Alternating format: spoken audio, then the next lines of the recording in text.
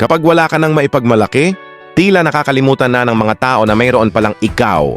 Hindi na sila tumatawag, hindi na nangungumusta, at wala na silang pakialam sa mga pinagdaraanan mo.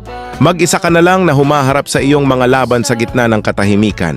Ang mga taong dati mong kasama sa saya ay biglang naglalaho at ang kanilang mga pangako ng pagtulong ay nagiging mapanglaw na alingaw-ngaw na lamang. Walang nagtatanong kung ayos ka lang. Walang nakapapansin sa bigat na iyong dinadala. Nagpapakita lang sila kapag may kailangan, pero kapag ikaw na ang nangangailangan, tanging katahimikan lang ang iyong maririnig. Ngunit dito mo matututunan ng lahat. Matututunan mong ang pag-iisa ay nakapagpapatapang sa iyo. Matututunan mong ang pagtitiwala sa sarili ang tanging paraan para makahakbang pasulong. Matututunan mong ang iyong hirap ay sa iyo lang at walang ibang darating para iligtas ka. Kaya patuloy kang lumaban, patuloy kang magsikap.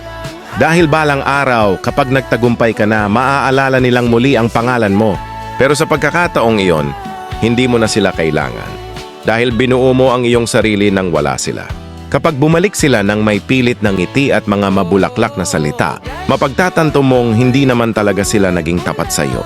Hindi ka magtatanim ng galit, magiging mas matalino ka na lang sa pagpili ng mga taong karapat-dapat sa buhay mo.